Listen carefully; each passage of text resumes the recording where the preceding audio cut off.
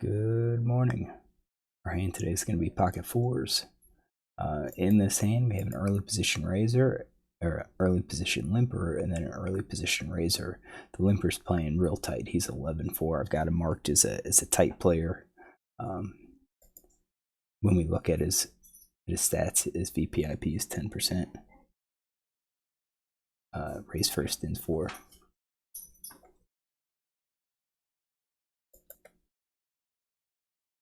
So overall, I think we got 6% limps, 4% raise, 10% total. So if we put together like about a 10% and take out the top 4, I think we're looking at a range like this, pretty tight. Next guy's a bit harder. He's playing 21-17. Do have some 3-bet range, looks to be pretty solid. So I've got about 12% here. I'm going to assume that he is aware that this guy's a tight player, but who knows? He's got a tight range and then it folds around to me. And on the button versus early position players, we're looking at a 3-better call range like that. I wouldn't be against 3-betting with all of these. Just to see what happens. He doesn't have a really strong hand since he limped.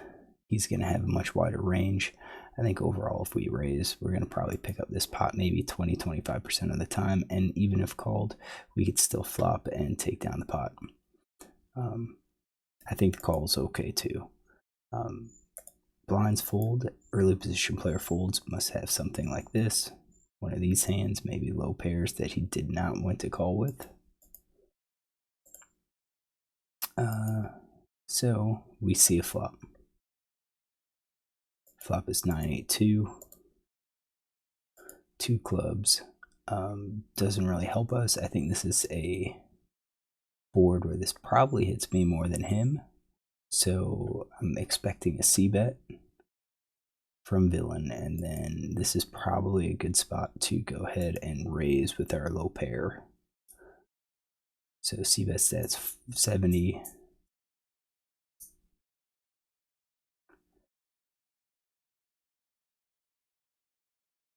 Fold to raise after C-bet is 0/2. I think we're looking to protect. So villain 7 checks, which is not what we expected.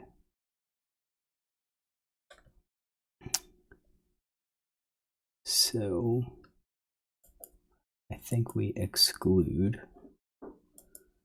sets 2 pair and over pair. I think he would probably bet those along with top pair.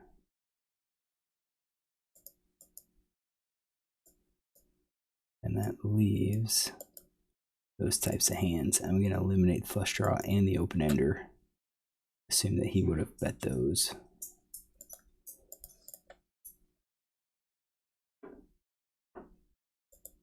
So I think that's going to be the range that he checks. I think we could bet. I think we have a lot of hands in our range that we could bet, and definitely with calling, this range is going to probably hit us a little bit better than it hits the villain's range. So I think we're betting top pair plus. I think we're betting flush open enders, gut shots. That's all betting as bluffs. I think we kind of include some of these pocket pairs below the second card, and the middle pairs. Middle pairs are probably a little bit of value, some protection, and then these are kind of like value with some protection. I think that's kind of the range that we should be betting. I think this is one where I'm not really thrilled with it. Maybe I felt like he was slow playing, but he's got C-bets of 70%, so I think he's kind of missing it. So I don't like this check here.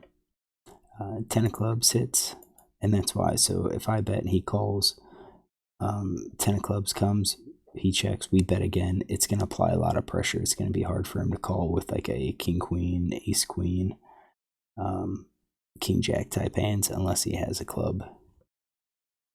So villain checks. He's still fairly weak. I think a straight bets. Probably bets a little. I think top pair probably bets, but then all the rest of these third pair,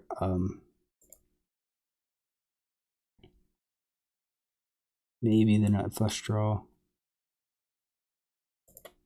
I think that's what we're looking at for him. And then we already checked once. I don't think it's worth it to try to bet again. I think we missed our shot at betting on the flop. I did bet, so here we can go top pair. We can go our draws. Probably our nut second and third nut. Maybe we bet our open ender, something like that. I'm sure that's probably what I was thinking. Villain calls. So what does he call with? I think he's calling with draws.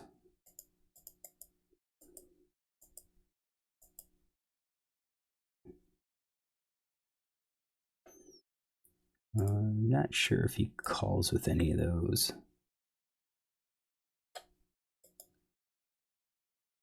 So we're going to call with those. 8 obviously doesn't connect. Villain checks, we bet 15. And again, if villain was slow playing,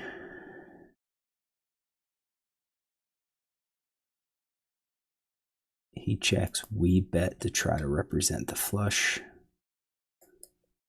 Let's get this. Nothing, ace high, maybe the weak pair. I think we go for value with some of these. I think straight flush, we bet for value. Straight plus, we go for value. Actually, probably just a flush. I think the straight, we just check behind. If we bet, what kind of hands? So I think villain's going to be calling with, based on its read, based on like his hand, I think he might have the 8, maybe a 9. Maybe these 7s where he was calling. Not really thinking the weak pair is going to call, but could be wrong. So he does call. We see a showdown. He has 7s, so that was that weak pair. He did call it. I think 8s could be in his range. I think we messed up by not betting flop. I think we bet the flop. We had a great shot at the turn, and if he calls again, then we probably fire the river and get the fold. So I do think we lost some value here. So we're gonna take some notes here. Oh, he raised 3.5. So we can improve our range.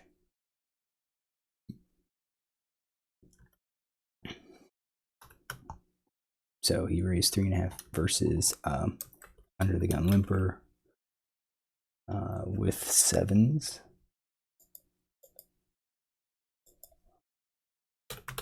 7, 9, and then he is out of position, and he check calls on a 9 of clubs, 8 of clubs, 2 of diamonds, 10 of clubs, 8 of spades board. Yeah, so I think we missed it. I think it's going to be hard for us to represent a hand. Had we bet the flop, we could easily rep the 9, the 10 jack, or the 7-6, or the club draw. The club draw gets there, we bet. Even if villain doesn't believe that we have flush draw, he's probably going to give us credit for the 10. So now he's calling with an open ender, and then he misses the river, and we fire again, and he folds. And I think that this is a board where we could bet 3 streets. We're not necessarily going 3 streets of value. We're betting 3 streets as a bluff here because, you know, the most obvious draw for the villain is going to be the club draw. That's also going to be the most likely one that we could connect with. We could also have 2 pair, you know, a 9-8, and then that 8 fills us up. I think the 9-8 is much less likely because the cards that are out there, but that at least gives us a game plan. I think raising the flop would have, a flop c-bet would have also been appropriate here. So I think I lost the same because I wasn't playing aggressively enough. I did try to bet that river, but the question is, does it make sense that I would have checked the flop with a draw, like, you know, 10-jack? Or is that something that I'm just attacking because villain went check check? I don't know. I am surprised that he called with 7s, probably because he didn't believe me. So he's thinking I'm bluffing, but it's going to be less likely for me to bluff if I fire 3 streets. All right, hopefully you enjoy this hand. If you do, look tomorrow for another.